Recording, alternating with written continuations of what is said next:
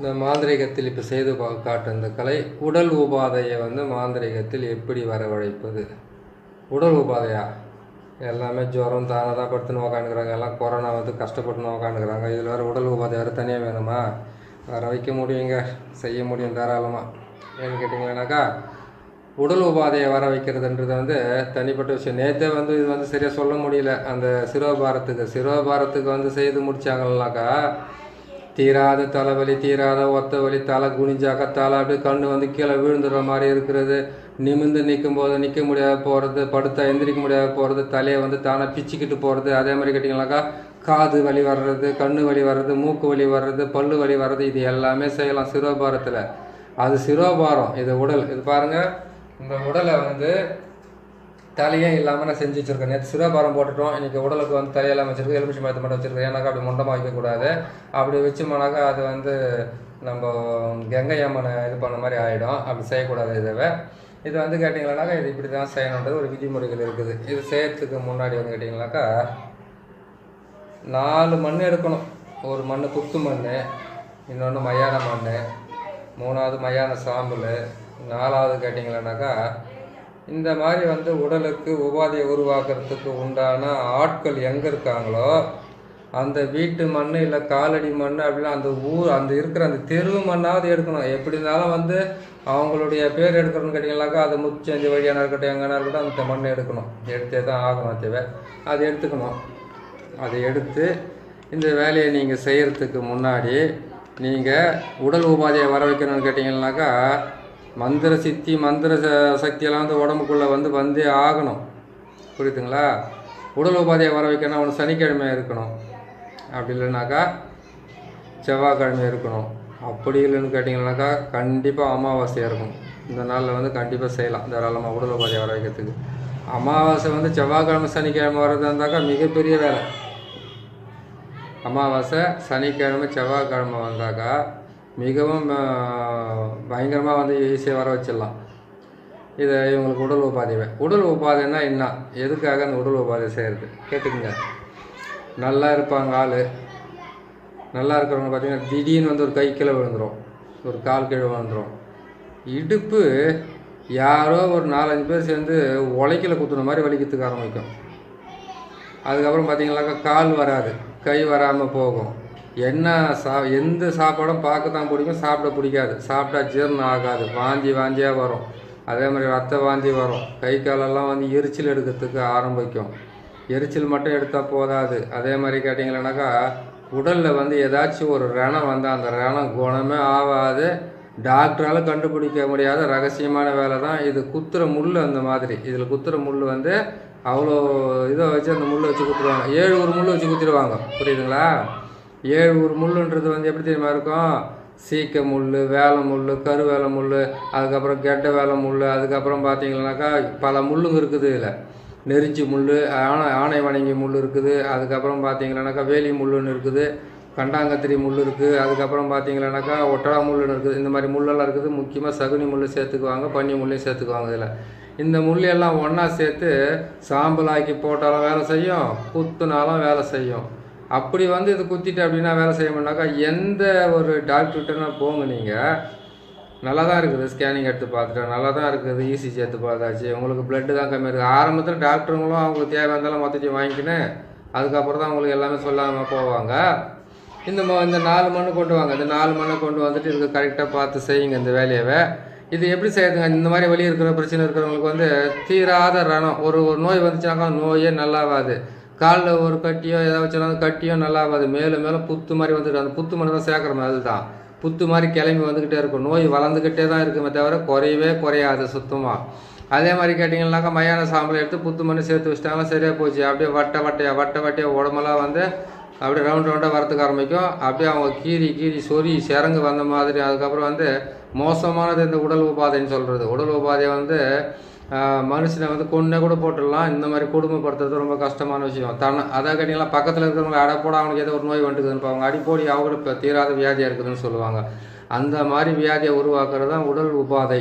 இந்த உடல் உபாதையை உருவாக்குறதுக்கு செய்ய வேண்டிய விஷயங்கள் என்னன்னு கேட்டிங்கன்னாக்கா சொன்ன மாதிரி இந்த 4 மண் எடுத்தே ஆகணும். ஆளுனுடைய மண் அந்த ஆளுனுடைய மண்ணோ இல்லை அந்த வீட்டினுடைய மண்ணாக்கா அந்த குடும்பத்துக்கே வந்துடும் நோய். அந்த மாதிரி பண்ணிடலாம். அந்த வீட்டுக்குள்ளே வந்து மண் எடுத்துகிட்டு வந்துட்டாங்கனாக்கா, இல்லை அவங்க வாசலில் மெதிக்கிற மண்ணு கொண்டு வந்துட்டாலோ அந்த குடும்பத்தில் இருக்கிறவங்களுக்கு 10 வயசு குழந்தைக்கு மேலே இருந்து 9 வயசுக்குள்ளே இருக்கிற குழந்தைங்களாம் மாந்திரிகம் பண்ணணும்னு நினைக்காதீங்க. இந்த ஜென்மத்தில் ஆகாது. கடவுளுடைய குழந்தைங்க அவங்கெல்லாம், புரியுதுங்களா? அதே மாதிரி வந்து பார்த்தீங்கன்னா 65 வயசு 67 வயசுக்கு மேலே வந்து நீங்கள் மாந்திரிகம் பண்ணணும். அந்த வயசானவங்களுக்குன்னு கேட்டிங்கனாக்கா அது தப்பு. இதுக்கு முன்னாடி பண்ணி இருந்தாக்கா அந்த டைமில் தசா புத்தி சரியில்லாமல் இருந்தால் அது வேணா அவங்களுக்கு வேலை செய்யுமா தவிர, ஆனால் 65 வயசுக்கு மேலே புதுசாக ஒரு ஆளுக்கு வேலை செய்யணுன்னாக்கா ரொம்ப கஷ்டப்பட வேண்டியதாக இருக்கும். மாந்திரிகத்தில் இதெல்லாம் பழிதும் கிடைக்கிறதில்ல, அந்த அளவுக்கு வேலையும் செய்யாது. புரியுதுங்களா? என்ன தான் கெட்ட நேரமாக இருந்தாலும் ஒரு நேரம் ஒன்றும் சரியில்லாமல் இருக்கும்.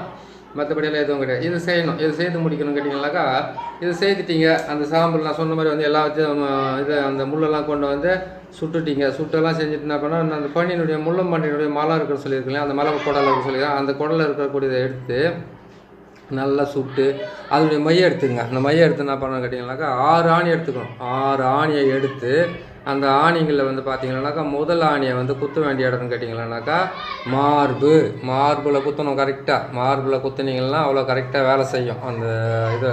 இரண்டாவது வந்து அந்த மைய தடவி என்ன பண்ணீங்க, அவங்களுடைய பேர் வந்து தகட்டில் எழுதணும். அவங்களுடைய பேர் இது பாருங்கள், இங்கே இருக்கு பாருங்கள் அந்த சக்கரம். இந்த சக்கரத்தை பாருங்கள், இது ஒரு உருவ மாதிரி தெரியும். தலை, கை, கால், அதுக்கப்புறம் பார்த்தீங்கன்னா இது எல்லாமே தெரியும். இந்த சக்கரத்தை பாருங்கள், சூள சக்கரம் தான் போட்டிருக்கிறேன். மொத்தம் பார்த்தீங்கன்னா 6 சக்கரக்கும் 6 ஆணி வரும். இதுக்கு வந்தான வேலை இது செஞ்சு முடிக்கிறதுக்கு இது சரியாக வரும். புரியுதுங்களா? இதனுடைய மந்திரத்தை நான் கடைசி சொல்கிறேன், நீங்கள் பார்த்துக்குவீங்க. கொஞ்சம் பொறுமையாக பார்த்துன்னு வாங்க. அந்த மாதிரி என்ன பண்ணாங்க, நெஞ்சில் ஒரு முள் நெஞ்சில் வந்து ஒரு ஊசியை குத்திட்டீங்க. எதில் அந்த நெறிஞ்சி முள், கருவேலை முள், 7 முள் வேணும் இல்லையா? அந்த 7 முள் எந்த முள்ளுனா 7 முள் எடுங்க. புரியுதுங்களா? அந்த 7 முள்ளில் வந்து இப்போ சுட்டு அதை மையாக்கலாம். இல்லாட்டி அந்த 7 முள்ளையும் சுட்டு நீங்கள் மையாக்கிட்டு அதே 7 முள்ளில் கூட அது குத்தலாம். அது கரெக்டாக முதல்ல நெஞ்சில் 2 பக்கம் குத்திட்டீங்களா, 2 பக்கம் மார்பகத்துலையும் குத்திட்டீங்களா. அதுக்கப்புறம் வந்து 2 மார்பகத்தில் குத்தும்போது இந்த புஜத்தானே சேர்த்து குத்திட்டீங்கன்னாக்கா முடிஞ்சு போச்சு. அங்கேயே பிடிச்சின்னு எப்போ பார்த்தாலும் அப்படியே கை பிடிச்சின்னு அப்போ சலிக்குது, அப்போ கையை அப்படி பிடிங்கி போட்டுடலாம் மாதிரி இருக்குதுன்னு சொல்கிற அளவுக்கு அவங்களுக்கு வலி வரத்துக்கு ஆரம்பிச்சிடும். அதுக்கப்புறம் கேட்டிங்களேனாக்கா இந்த நம்ம தோடைக்கு கீழே வந்து 2 முள் குத்துறோம். 2 முள் ஊசியான ஆணியெல்லாம் குத்துறோம். நம்ம ஆணி வச்சு நான் குத்தி காட்டுறேன். நீங்கள் என்ன பண்ணுறீங்கன்னா அதை பார்த்து இது பண்ணீங்க. அடுத்து பார்த்தீங்கன்னா பாதத்தில் குத்தணும். பாதத்தில் குத்திட்டீங்கன்னா சரியாக போச்சு. இதை குத்திட்டோம் பாருங்கள். நான் இப்படி தாங்க குத்துறது. இது 6 முள்ளி அப்படி குத்திட்டீங்கன்னாக்கா இதை பாருங்கள். இது எப்படி குத்துதுன்னு சொல்லி விட்டுட்டேன். இது நான் சக்கரத்தையும் சொல்லி விட்றேன் உங்களுக்கு. 6 முள்ளி குத்திட்டீங்களா? இந்த முட்டை இருக்குது பாருங்கள். இந்த முட்டையை என்ன பண்ணுறீங்கன்னு கேட்டிங்கன்னாக்கா இவங்களுடைய பேர் இவங்களுடைய இது போட்டு இந்த சக்கரத்தை அந்த முட்டையிலே வரையணும், தகுட்லேயும் வரையணும். அது பாருங்கள், சக்கரத்தை பார்த்துங்க. இந்த சக்கரத்தை பார்த்தீங்கன்னாக்கா நீட்டாக ஒரு கோடு போடுறீங்க. சைடை வந்து 2 கை மாதிரி 2 கால் மாதிரி போடுறீங்க. கீழேயும் சூளம் போடுறீங்க, மேலேயும் சூளம் போடுறீங்க. இதுக்கு உண்டான மந்திரத்தை கொஞ்சம் நான் சொல்கிறேன் கேட்டு.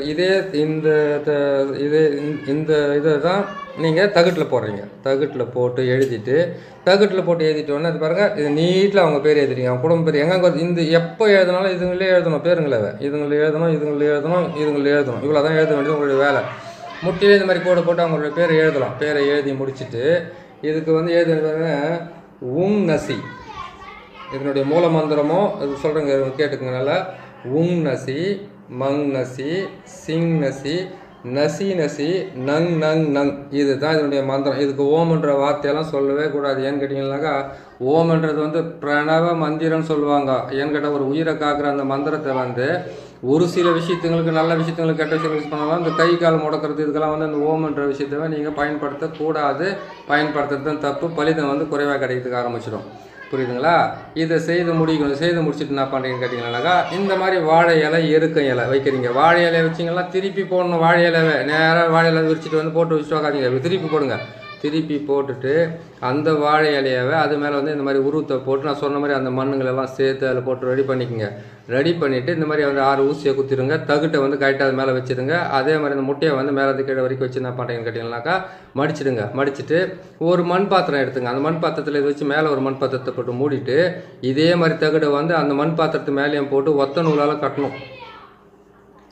ஒத்த நூலால் கட்டிட்டதவை எடுத்துகிட்டு போய் என்ன பண்ணலான்னு கேட்டிங்களானாக்கா இந்த என்ன சொல்லுவாங்க மோரிங்கில் போடலாம். மோரிங்க கலீஜான இடத்துல தான் போடணும். இதெல்லாம் நல்ல இடத்துலலாம் போடக்கூடாது.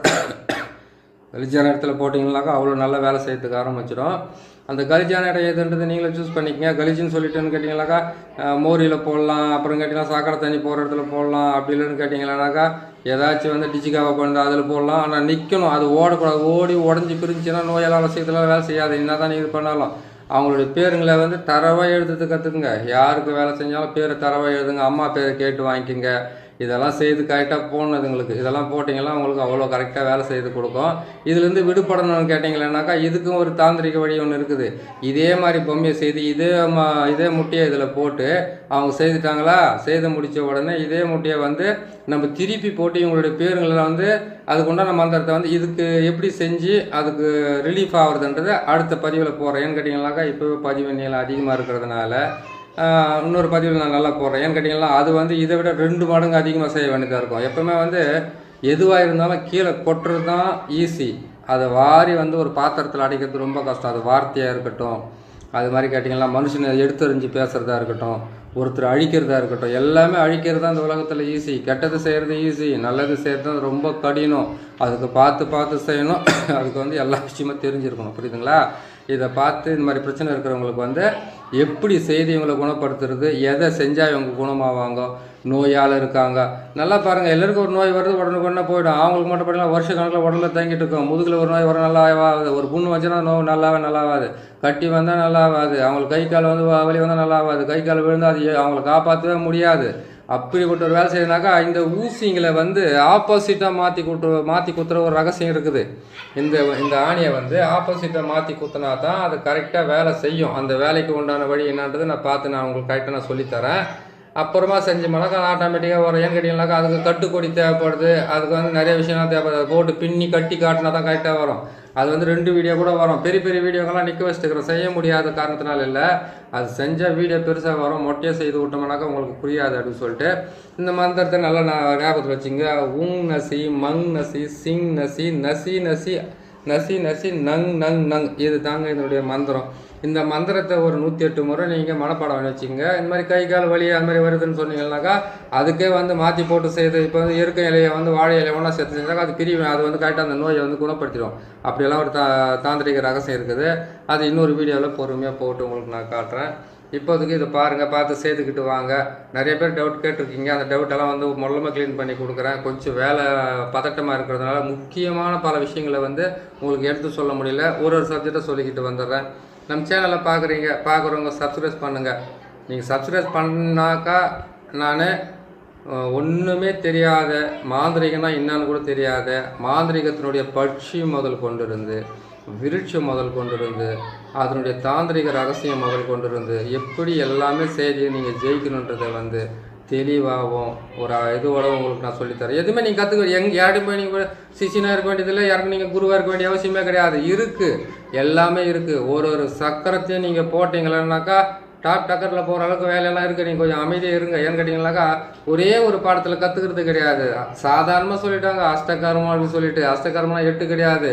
அஷ்டகர்மத்தில் வசியமாக 8, மோகனமாக 8, வேதனமாக 8, வித்வேசனமாக 8, ஆக்ரஷனமாக 8, இது மாதிரி 8 பிரிஞ்சு வரும். அது எல்லாமே அதெல்லாம் கற்றுக்கிறதுக்கு ஒரு டைமிங் ஆகும். அடிப்படையிலேருந்து கற்றுக் கொடுக்குறேன் நான்.